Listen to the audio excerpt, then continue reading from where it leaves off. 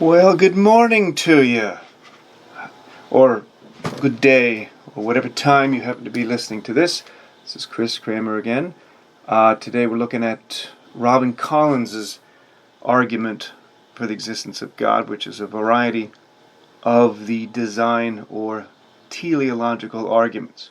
Last time we looked at William Paley's argument from around 1802, remember, prior to Darwin's theory of evolution, something we'll return to when we look at Hume next time.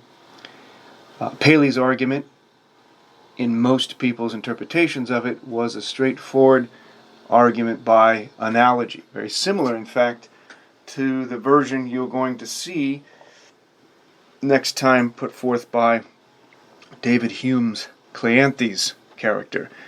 And in fact, he even uses a watch in that example as well, which was written before Paley. Paley does not quote Hume, but again, it's strange to think that he would not have been aware of Hume's dialogue on natural religion in that particular case.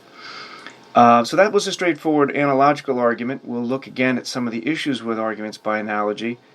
Collins' argument is a contemporary version of the design argument. He calls it a scientific argument for the existence of God, sometimes referred to as the fine-tuning argument, the fine-tuning design argument. This is a second version of design arguments. It's also inductive. It's dealing in degrees of probability. He's relying upon what we find in the philosophy of science and in logic. To explain a given phenomena, we might have competing hypotheses. We want to go with a hypothesis that, all things considered, or all things being equal, is simpler, is less surprising than alternative hypotheses, is one way of putting it. There's a number of criteria we look at to establish why one hypothesis is superior to another, and if one hypothesis meets those criteria better than alternative hypotheses, then reasoning tells us we ought to go with that hypothesis that meets those basic criteria, what in logic are called the criteria of adequacy. He calls this a prime principle of confirmation. Why? I don't know. We already have a slew of other terms, I think, available to meet the concept, the notion that he's introducing with prime principle confirmation. This may be one of those instances, to the great annoyance of non-philosophers, really to people generally, of philosophers, specialists, coining new phrases, new terms, completely unnecessarily. We'll see if that's the case. Maybe I'm jumping the gun on that. In any case, Collins starts in a compelling way, much like Paley did with his watch analogy on the heath found next to a rock. And again, later we'll see Hume starts off in a similar fashion. But Collins begins with the thought experiment. Suppose we went on a mission to Mars and found a domed structure in which everything was set up just right for life to exist. The temperature, for example, was set around 70 degrees, and the humidity was at 50%. So he's talking about Santa Barbara, because it's perfect. Actually, he uses the word perfect later. I found that interesting. He talks about the criteria for life in this biosphere. You see, I have an image of a domed structure. People looking out at this dome structure, that's not a very good image now that I look at it. Look at the Earth, the actual biosphere, Earth as a complex, interrelated system. At one point, Collins refers to this as perfect. I think he misuses that term, and that why that might be will be explained in a bit. However, there's no question that the actual biosphere that we live in is amenable to life. We know that without much thought because here we are. The question is, what hypothesis best explains that fact, that obvious reality.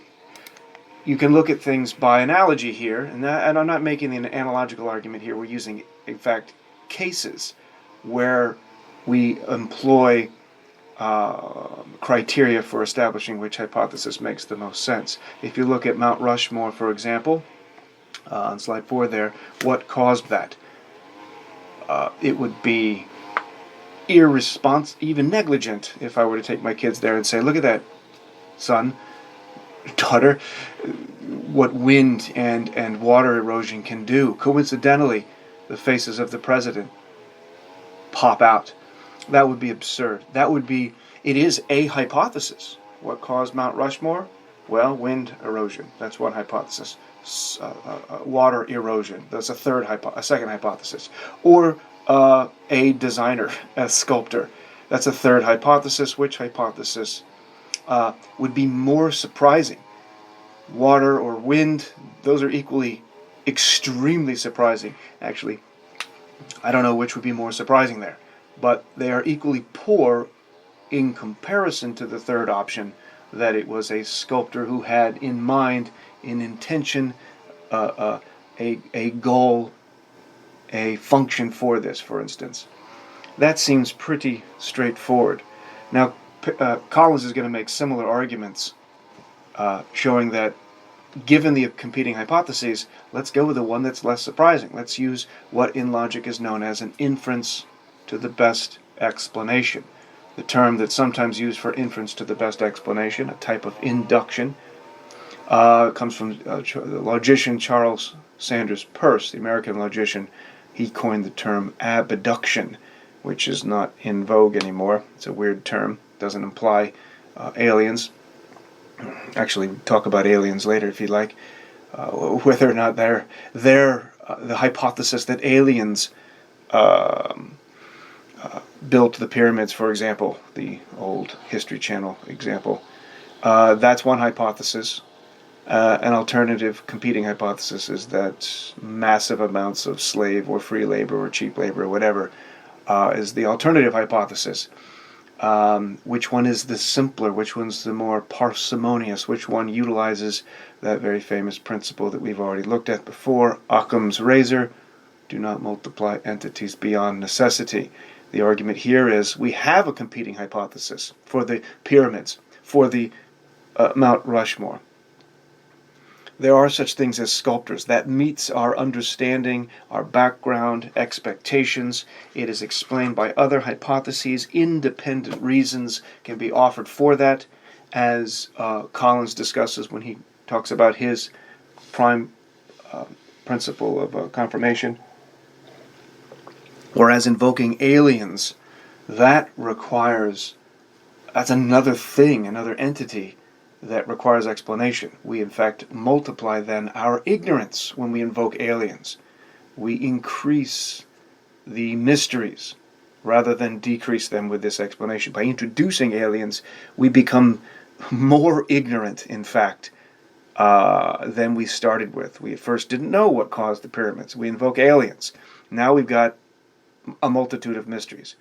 How did the aliens build those pyramids? Why did the aliens build those pyramids? Why did the aliens build those pyramids at that time? How did they get here? Why do we have no other descriptions of such beings, except perhaps with abductions, which is the alien abduction is different than Peirce's conception of abduction, of course. Anyway, on we go. There are some problems, though, and I don't want to get too much into problems now. I'm putting off the problems with the design arguments until we get to Hume, and after Hume with William Rowe. But if you look at the next slide there, those caves, the stalactites, those come from the top, and the stalagmites, those come from the bottom. That's my mnemonic device, stalactite, that's top. And then, of course, there's only one other option there. That looks like it's been designed. That looks pretty impressive. But as we'll see, we have an alternative explanation, a purely natural explanation that may make more sense. Then you look at the other images here, what caused that? That's probably wind erosion. That looks like art to me. But we have an alternative hypothesis that can explain this image, this swirling, looks like it's been painted. out in probably Arizona, New Mexico, or something like that. That's wind erosion. But notice there's a distinction between Mount Rushmore and the faces that appear, the stalactites, the wind erosion, and then on the next one there's more wind erosion. These very famous images here. They do look like art, but they are, I guess in aesthetics we might call them found art. And then the last one I have is the Waitomo glowworm caves, which is fascinating.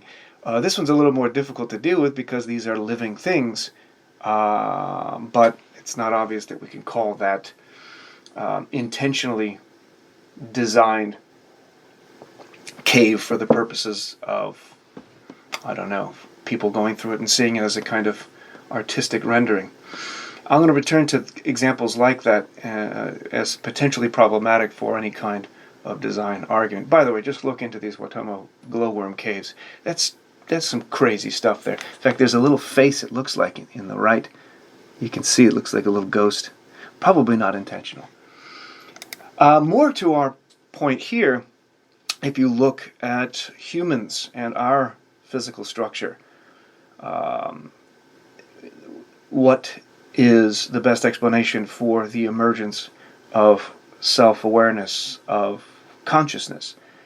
Why is there consciousness at all, and how is it that such first-person subjectivity experience, the what it is like to be any conscious being, any being at all? Why has that come about? There's no question from our first-person perspective that we have and are conscious. Looking at other people, whether or not they're conscious, we can't know that for sure, but it's a pretty decent inference to draw based upon their similar behaviors and so on.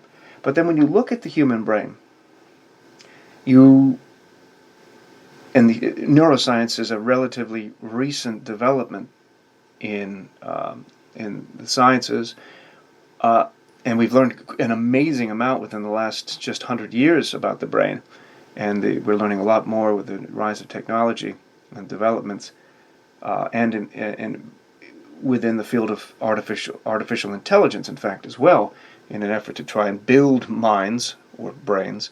We are, in a sense, attempting to reverse engineer the human brain itself.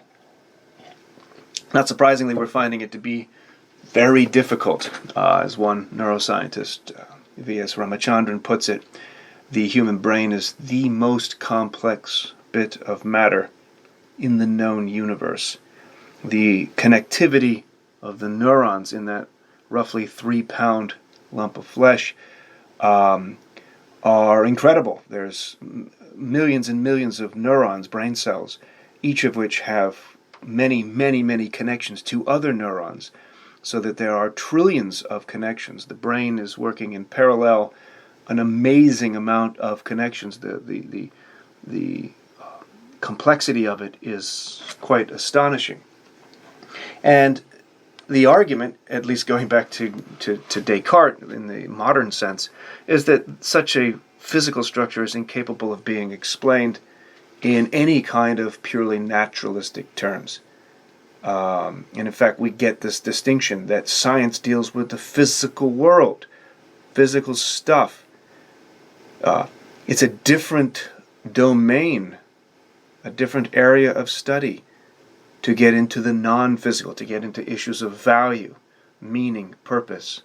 And to go back even to Galileo, who introduces, one of the first to introduce what Locke would later call primary and secondary qualities. The primary qualities are the stuff that science is equipped to study. The physical stuff, if you want to overgeneralize here, but the objective stuff, measurable, that which can be quantified. Whereas the secondary qualities, like tastes, or even colors, these are things that perceivers, for example, bring to an experience. These are things that are not quantifiable. Galileo, I think, were he alive today, would say it's absurd that we're even attempting to use the tools of science to study, for instance, human consciousness. That's not what science is designed to do. It's the wrong tool, or as Aristotle put it, the wrong organon. You are using a microscope to study a poem. That's a stupid comparison, but it's the wrong tool. And in a way, Collins is going to infer something similar to that. And we've already kind of seen this argument before. So you look to the next slide. What's the best explanation for the emergence of human consciousness? Is it neurons? Is it God? Is it a combination of the two? The best explanation for this, Collins, of course, is going to push this way back to, well, before we can even address what brings about human consciousness, we might want to ask what brings about the conditions for the possibility of there being brains at all, for the conditions of the possibility for there being life at all. And you see on the next slide this very clever image, the origins of the universe. There's the Big Bang, and it's God's finger causing this quantum fluctuations that then leads to this explosion and this inconceivable rapid rate of in what they might call inflationary expansion, where the elements necessary for stars are formed in a very quick period of time. In fact, the first stars develop, according to this chart and according to cosmologists, around 400 million years after the Big Bang. 400 million years, that's not that long. Our Earth is 4.5 billion years old. Stars are formed fairly quickly. And without stars, there are no solar systems. As you know, a star is our sun is a star. And without solar systems, there are no planets. Without planets, there are no people. There are no consciousnesses.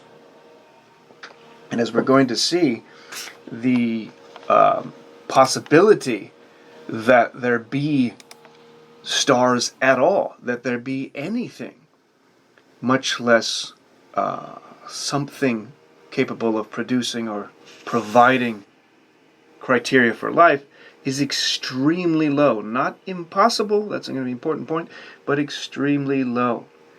What gives rise to the structure of the universe that we experience?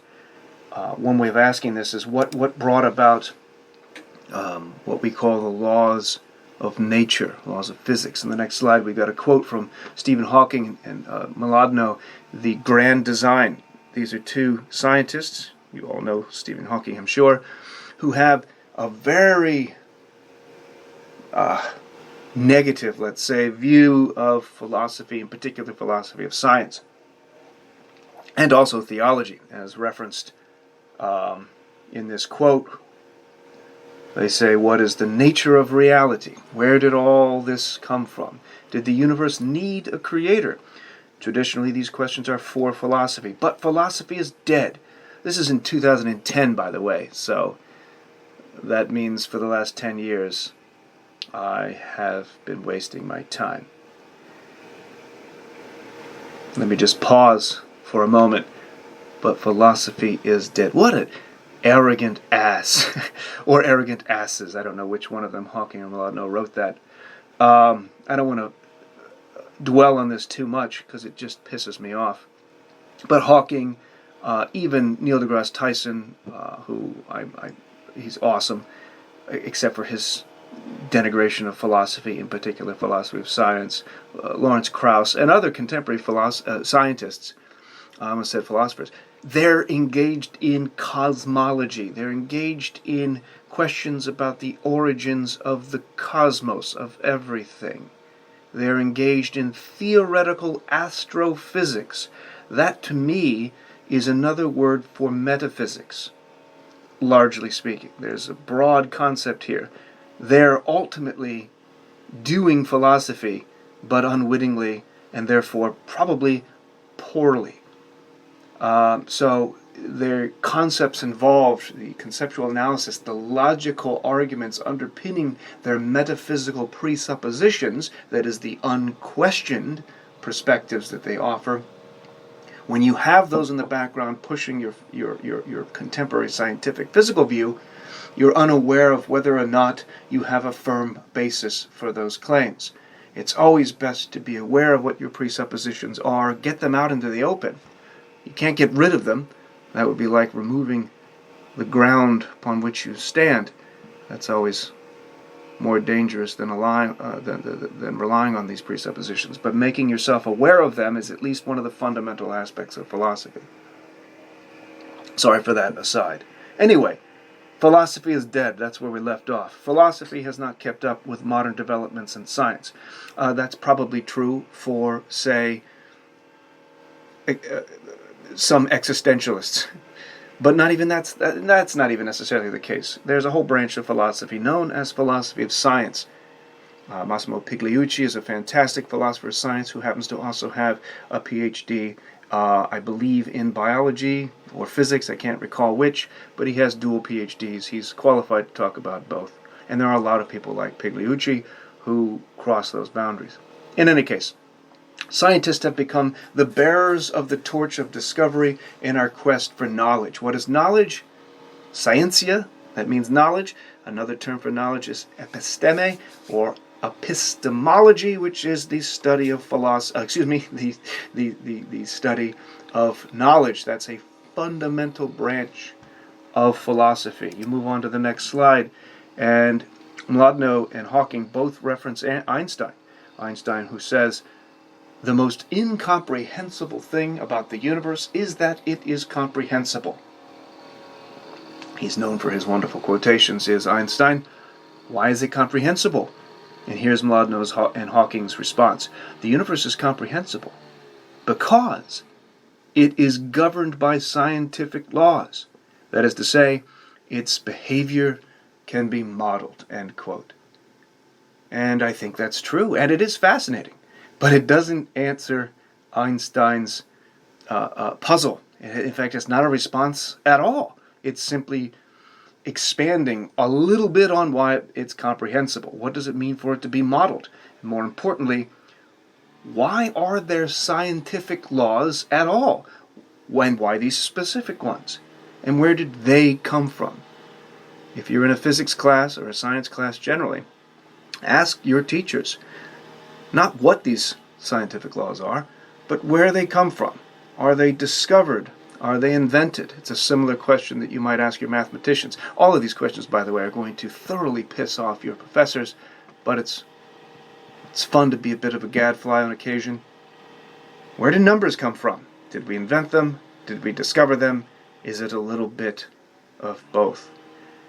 And I suspect your scientists will tell you, we're not entirely sure where these laws come from. It may be that the laws of physics are akin to what we saw with our discussion of cosmology and the principle of sufficient reason. They're brute facts. We cannot apply the principle of sufficient reason to laws of physics. It's the laws of physics that give rise to everything else. They're like basic laws of thinking. The law of non-contradiction, the law of excluded middle, the law of identity, what have you. These are principles of thought. You don't ask what's the justification for them, what holds them up, what explains them. They are the basement, they are the foundation, they are the grounding for everything else with respect to thought. Perhaps there's something similar to be said about the laws of physics. Not everyone likes that. I think perhaps Bertrand Russell, in our discussion and his debate between Frederick Copleston on the cosmological argument, Russell would be fine with adopting the laws of physics as brute facts. And then going from that to explain how life emerges.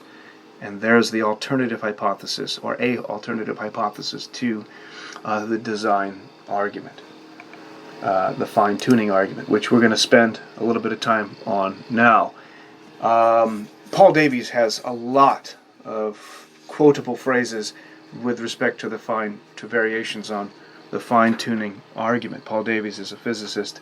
He says, if the initial explosion of the Big Bang had differed in strength by as little as 1 part in 1060, the universe would have either quickly collapsed back on itself or expanded too rapidly for stars to form. In either case, life would be impossible. His general viewpoint, the idea that the impression of design is overwhelming, he says, And I think we have a lot of examples of this. In fact, the text gives some. Where does he say? Collins addresses this. He gives at least, there's more than 5, but I'm just going to go through a couple of them that we consider elements, properties, states of affairs, situations, conditions that would have to be met for there to be any life at all. And if things were changed minutely, think of it as a dial. If it were turned just a tiny, tiny bit, if you tweak, sometimes it's called the God is the divine tuner, or divine tweaker, which is probably not the appropriate term. But it's the dials are tweaked just right. Right? There's a version of this called the anthropic principle. The universe, or, well, not the universe necessarily, but the earth. Let's stick with that for a moment. You can see there's potential problems with this later on. But the earth seems to be just right. Mercury's not going to work for us. Mars isn't going to work for us. Saturn's not going to work for us. But Earth is just right. The Goldilocks principle, so to speak. Anthropic, having to do with man.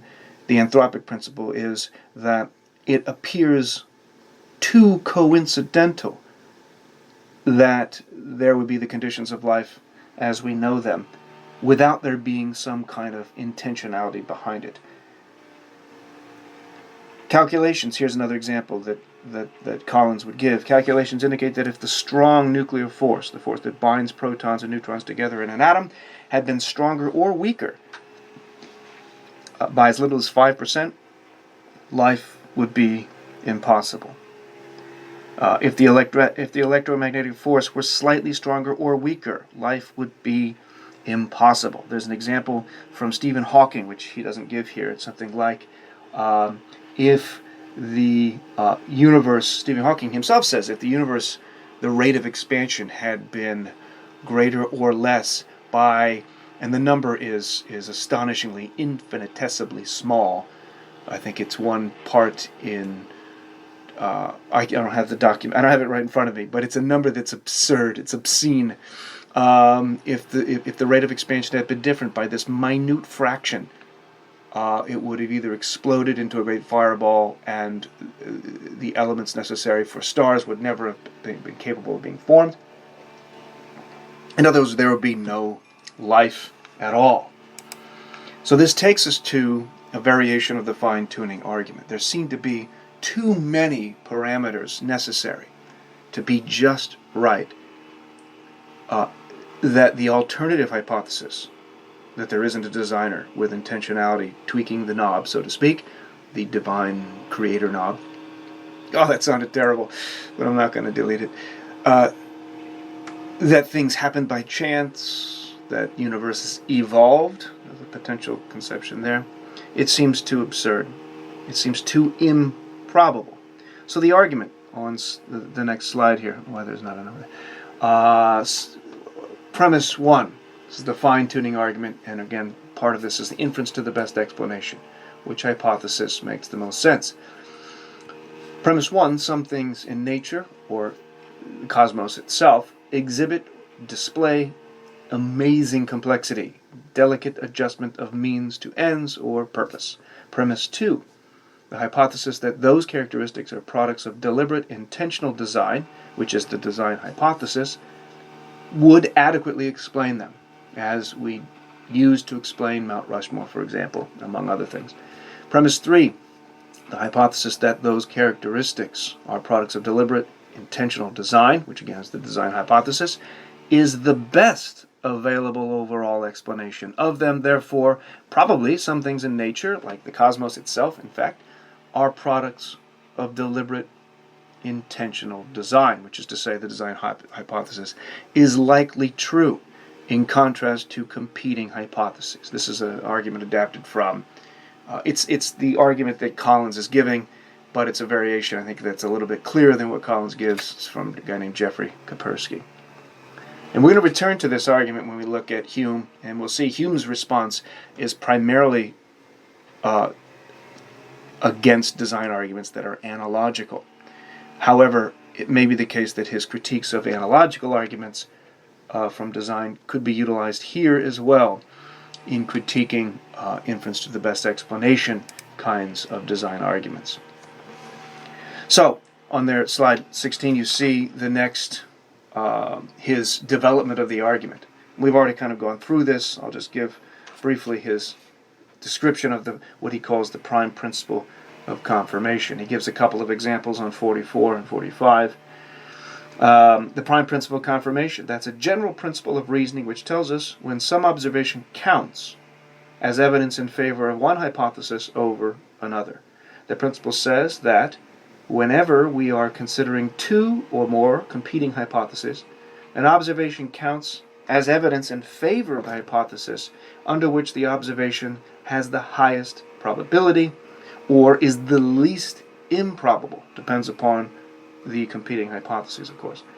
He continues, or put it slightly differently, the principle says that whenever we are considering two competing hypotheses, H1 and H2, an observation O stands for observation, counts as evidence in favor of H1 over H2 if that observation is more probable under the hypothesis 1 than it is under hypothesis 2.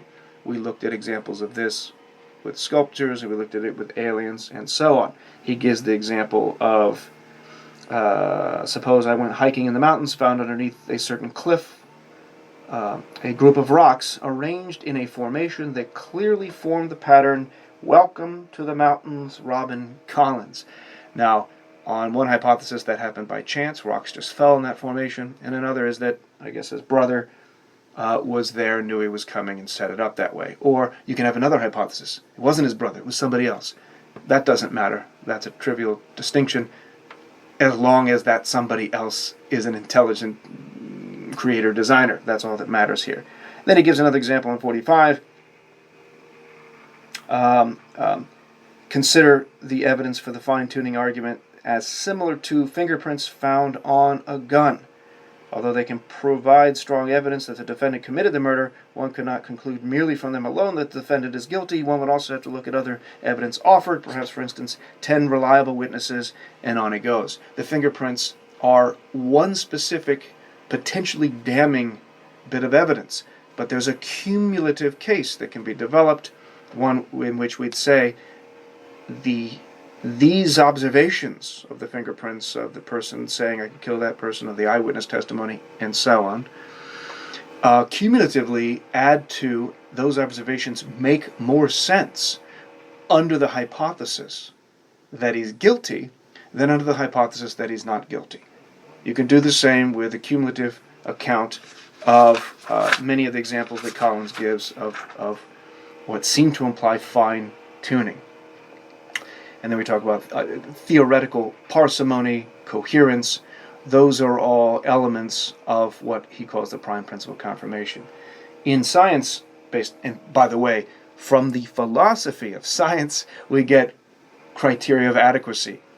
How do I know this hypothesis is superior to another? Well, what criteria can we use? And in the philosophy of science, a hypothesis that is less surprising, were it true, than a competing hypothesis, go with that less surprising one. And what are the conditions under that? Well, does the hypothesis, first of all, is the hypothesis testable? Right? That's a key element. We're going to return to that. Can we even test this hypothesis? Or is it like Rhonda Byrne's The Secret? That is a fundamentally untestable hypothesis, and thereby making it flawed. I'll return to that later. Is the hypothesis fruitful? Does the hypothesis provide any new and surprising insights? Is the hypothesis broad in scope? Does it explain more than just the thing in question? Right?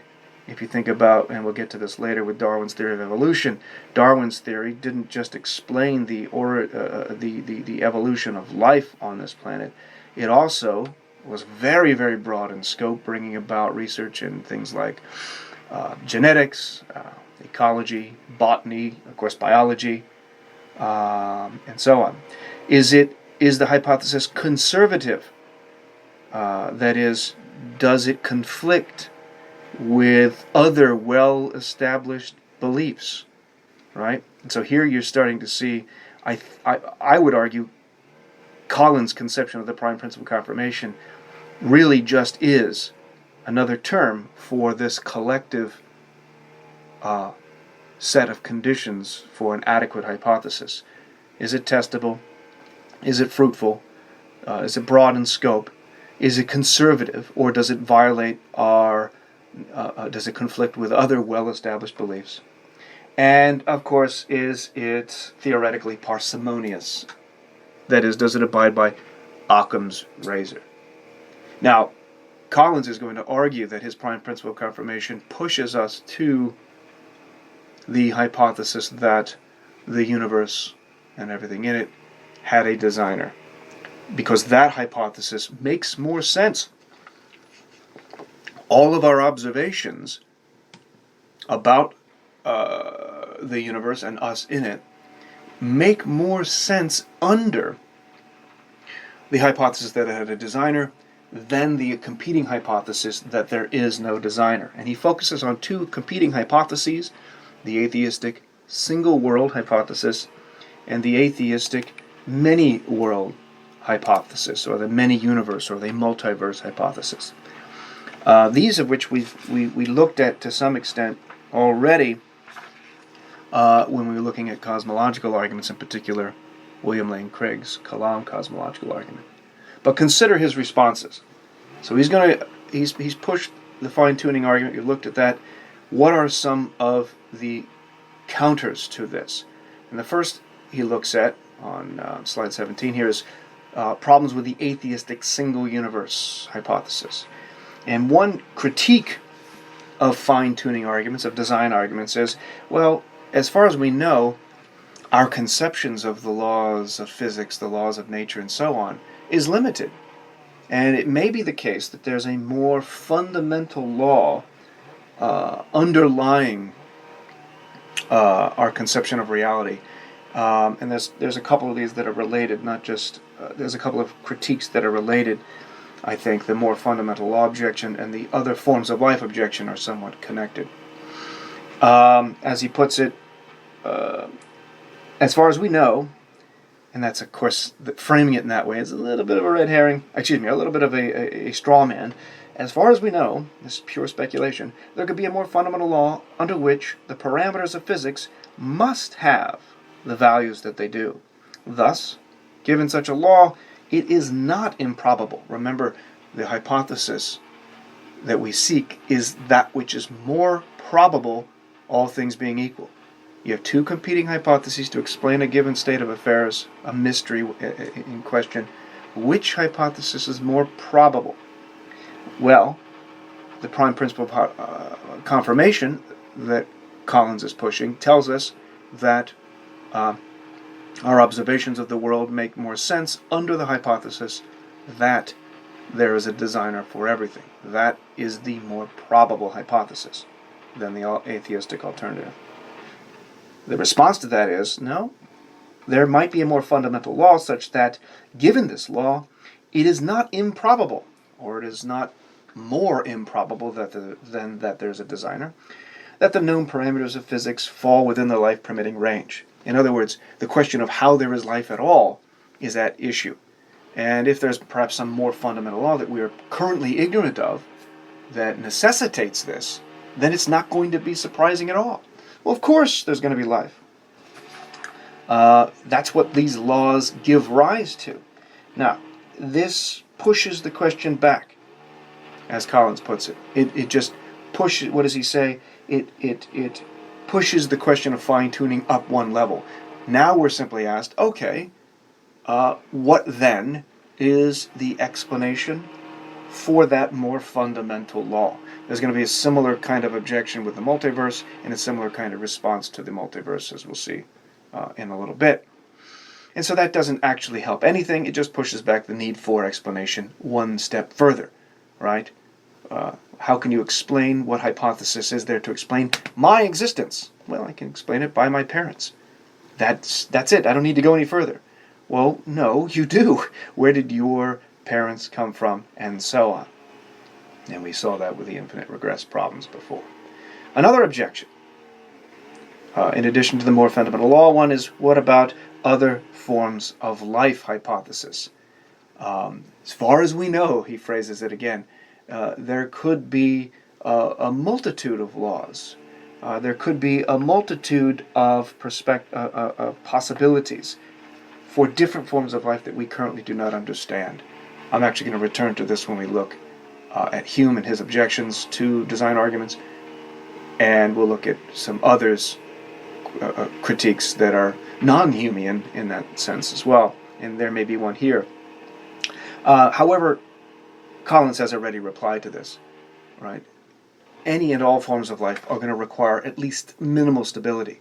And after all, if we go back to Hawking himself, the conditions for there to be stars, for there to be anything at all, really, not just life, but stars themselves, the rate of expansion of the universe nanoseconds after the Big Bang would had to have been exactly such.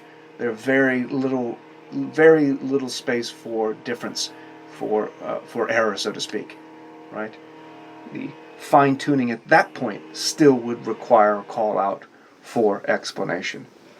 And then we find a similar variation of this critique, the anthropic principle, or something called the weak anthropic principle, which is simply to say, well, given that we do exist, and we are conscious, and we are alive, obviously, it isn't surprising that the laws of physics, the laws of nature, are the way that they in fact are. In fact, it's necessarily the case that they are that way because we exist. And that's an interesting critique, one that I think we need to spend more time on when we look into critiques of the design arguments in more detail. It's not at all surprising. That's where the argument seems to push back and forth. Right? The atheist is saying, no, your hypothesis is in fact no more probable than the atheistic one. And that's all that the atheist has to actually say. I have a competing natural explanation. So all things being equal, my hypothesis that the universe can be explained without invoking a supernatural thing, which, by the way, is the objection 4, you need to now explain what or who designed God. If I can show that my hypothesis doesn't invoke a supernatural explanation, then all things being equal, my hypothesis should be preferred. And in fact, that takes us to that other objection, in this wonderful quote from philosopher George Smith, who says, if the universe is wonderfully designed, surely God is even more wonderfully designed. He must therefore have had a designer even more wonderful than he is. If God did not require a designer, then there is no reason why such a relatively less wonderful thing as the universe itself needed one. This is a variant on the question of who caused God, who created God. And it's not a trivial, childish kind of question. And I have to be honest, it's not obvious that Collins successfully addresses it.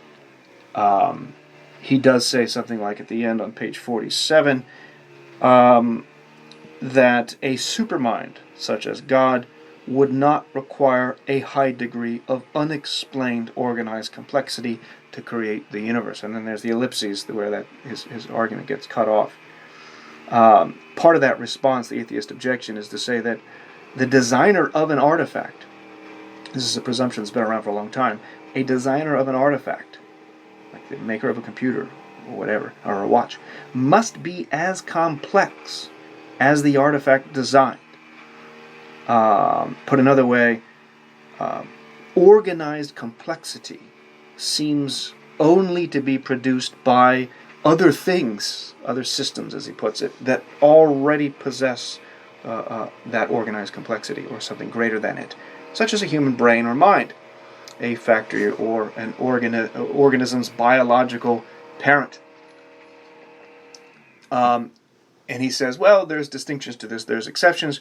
He says, rather, at most, the atheist objection only works against a version of the design argument that claims that all organized complexity needs an explanation, and that God is the best explanation, of the organized complexity found in the world. However, his version, the version that he presents, is that, the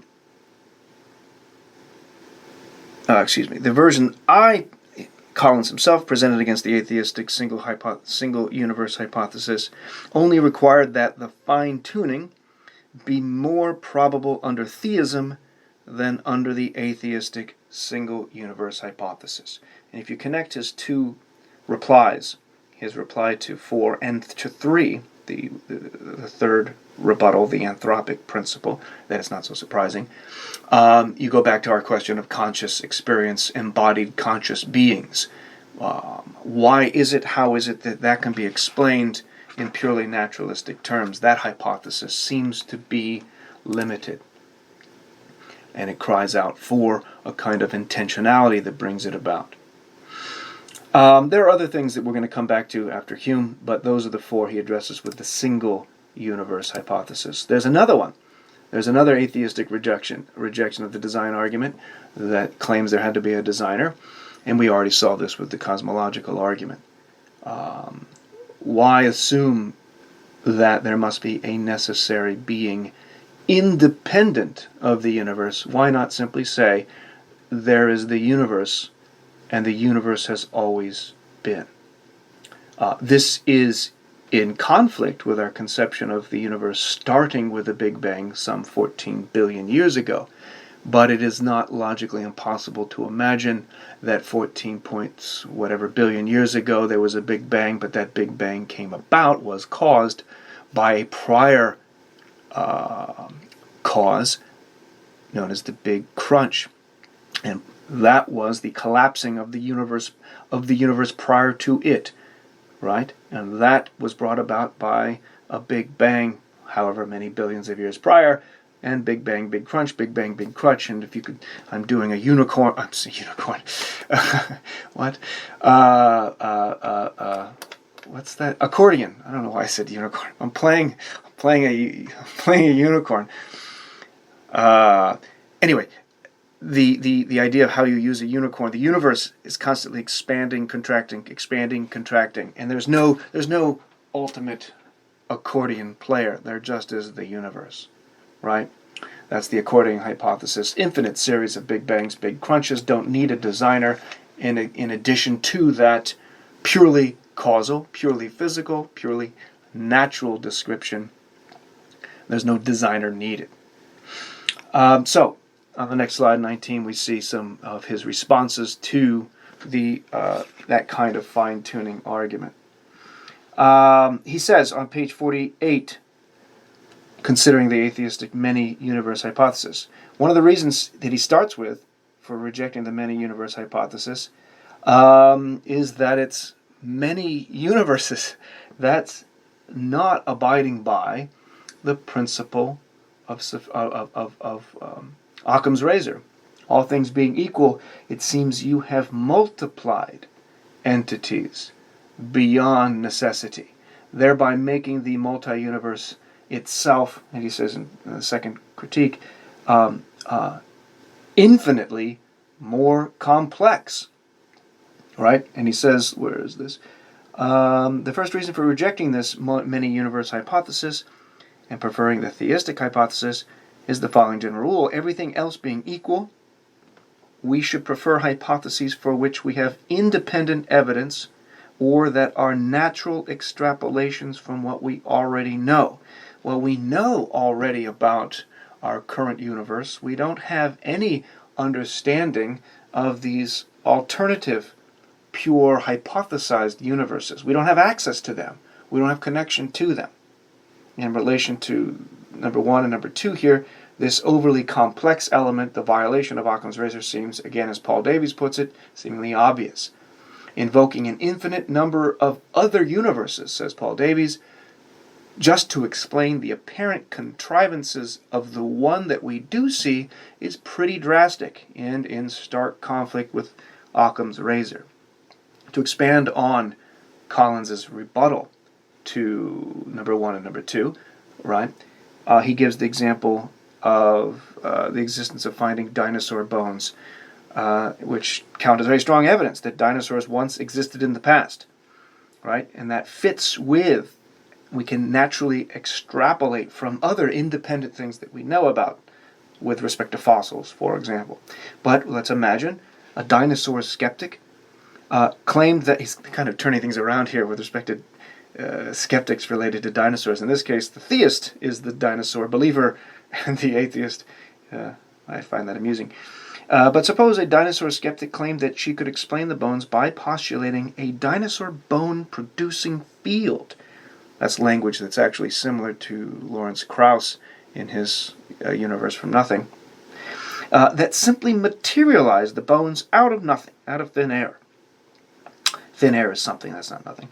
Moreover, suppose further that to avoid objections, such as that there are no known physical laws that would allow for such a mechanism, the dinosaur skeptic simply postulated that we have not yet discovered those laws or detected these fields. Surely none of us would let this skeptical hypothesis deter us from inferring the existence of dinosaurs. Why? Because although no one has directly observed dinosaurs, we do have experience of other animals leaving behind fossilized remains, and this dinosaur explanation is a natural extrapolation from our common experience. Now we have the grounds for defense of theism against the many-universe objection. Or do we? What experience, by analogy, can we rely upon that tells us that there is a designer? What natural extrapolations from our common experience can we rely upon? He'll go into this later when he says, in the case of fine-tuning, we already know that minds often produce fine-tuning devices, such as watches. Postulating God, a supermind, as the explanation of the fine-tuning, therefore, is a natural extrapolation from what we already observe minds to do. That may be a fundamental problem with his argument, which we will return to with Hume. The next two are pretty straightforward. Next three. The third one says, third objection that comes from the many-universe hypothesis from atheists is that there perhaps is a many-universe generator. You can think of it in terms of universes sort of being generated as bubbles coming off the top of the water in an ocean or something like that. And they develop perhaps over time, maybe synchronously or asynchronously, but they all might have similar, or they may even have different laws of physics in each of their cases.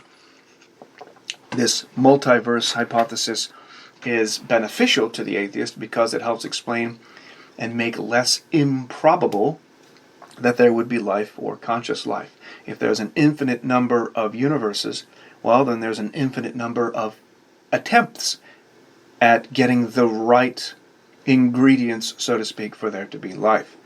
And if there are an infinite number of universes, it's no longer wholly improbable that there would be life. If there were only one universe, and 15 billion years in that single universe's existence, it becomes quite improbable that there could be life. And we see this among physicists, mathematicians, and biologists, and so forth. Hotly debated, of course. But once you increase the probabilities, you increase the number of universes, right? It's very improbable that you will win the lottery. And by the way, you won't, so don't play the lottery. That's just stupid. But if you had a lot of money, if you were Jeff Bezos and you were just a monumental dick, and you said, I'm going to play the lottery, and I'm going to buy up 80% of the lottery tickets, which, by the way, Bezos could do if he wanted to, if he were an enormous jackass, which I don't know if he is or not. You increase the likelihood that you will win that lottery. That's pretty straightforward. You're giving yourself way more options, more chances. The same is the case with respect to multiplying the universes. But this, again, number 3, many-universe generator. That itself, to go back to the multiverse creator, there still needs to be something that brought about the multiverse generator. This is kind of like pushing the level of explanation back one more.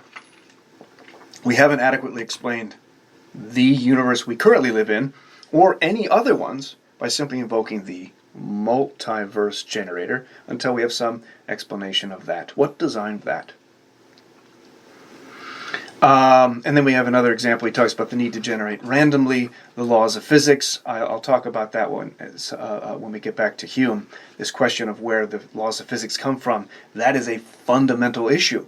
That's a tough one. And he's back to that question of this random generator. The similar response applies to that. And his discussion of beauty, elegance, and apparent design. All of that, he thinks, is better explained under a theistic theory. The atheistic hypothesis leaves that up without begging any questions. Apparent design, what we call beauty and elegant, and we look for this elegance in our mathematical theories, in fact, and we see mathematical theories as sometimes beautiful. At least that's what mathematicians sometimes say. That makes more sense, says Collins, under the hypothesis that there is a designer. And then finally, the last potential issue, this conception of entropy.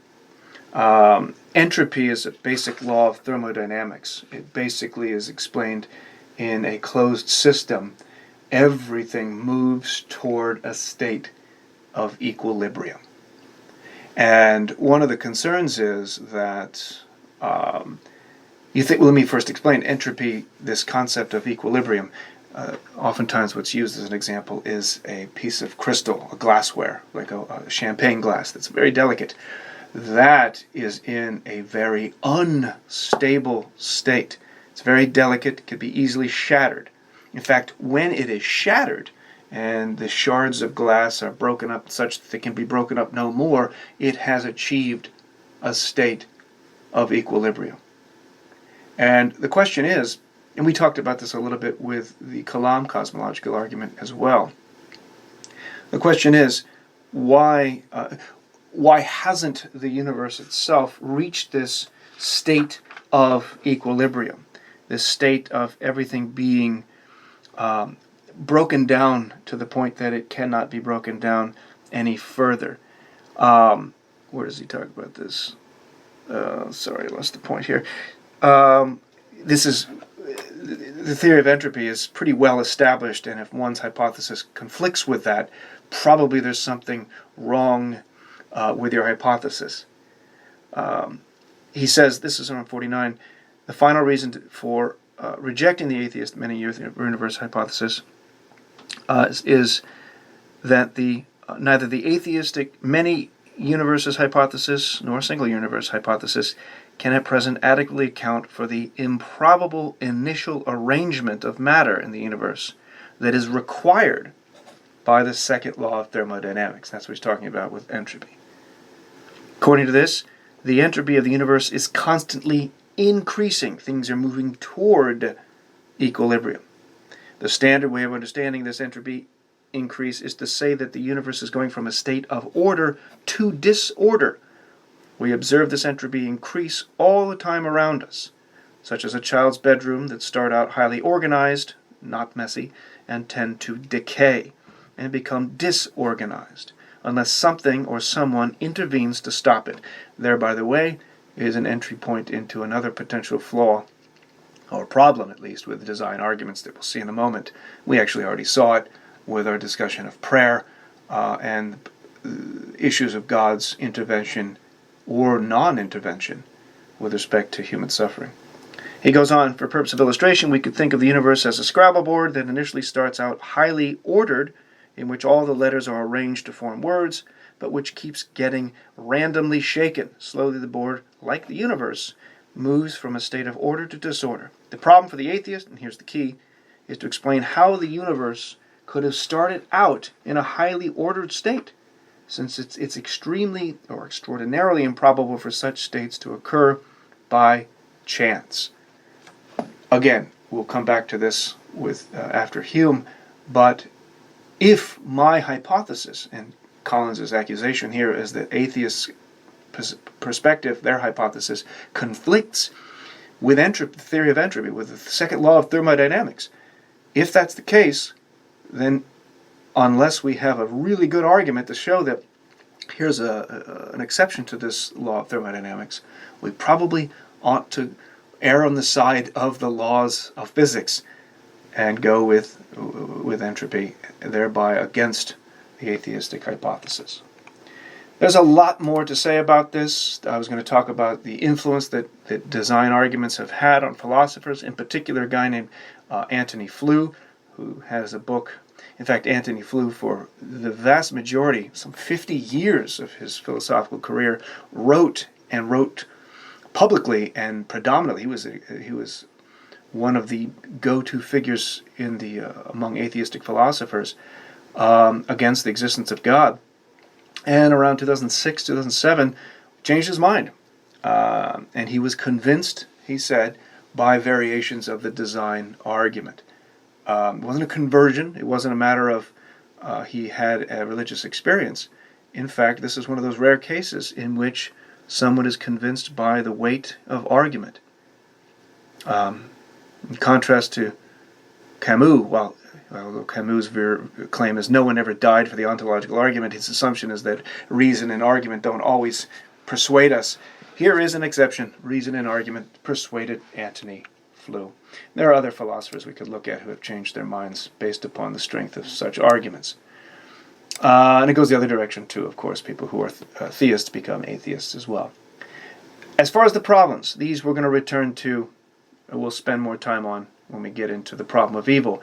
But real quick, some nitpicking elements of it. 45, at the top of 45, Collins says of his own argument, the conclusion, quote, the conclusion of my argument follows from the premises, specifically, if the premises of the argument are true, then we are guaranteed that the conclusion is true. That is, the argument is what philosophers call valid.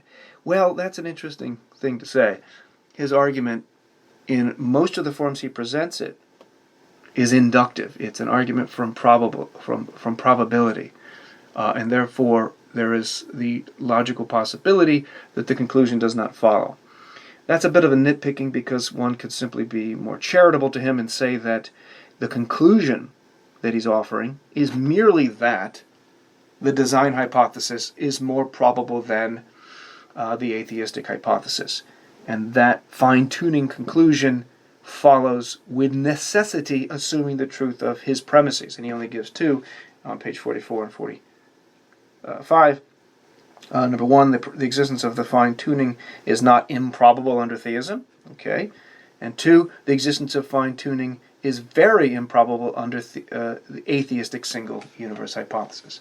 To give him the benefit of the doubt, we can say, fine. If those claims are true, then your conclusion follows with necessity. And that is simply that the single, fine-tuning hypothesis makes more sense. But it's premise two that's going to be at issue, as we see going forward. The next potential problem, does his prime principle of confirmation, what we call the criteria of adequacy, really favor his view? I'm going to have to spend more time on that when we look at evolutionary theories and we look at competing arguments with respect to what the probabilities might actually be and what conclusions we can derive from them. Another one is, does he adequately address the atheist's question, what designed or explained God? It's not clear that he does that. If you recall, he was addressing that on page 47, quotes from George Smith. How can we go about relying on the fine-tuning argument, designer for all of these other seemingly complex things, without needing to explain that with respect to the designer, the divine designer itself? He doesn't say it here, but what is at least implied here is that we need not see God as complex. In fact, if we go back to our classical attributes of God, it's often seen that God is not complex, certainly not made of parts, and is therefore simple, unified. That traditional conception seems to be held up in contrast, and we might find a variation of the cosmological argument here, saying that, well, God is a necessary being. is a being that does not itself require an explanation, or is itself the cause of, and the explanation of itself somehow.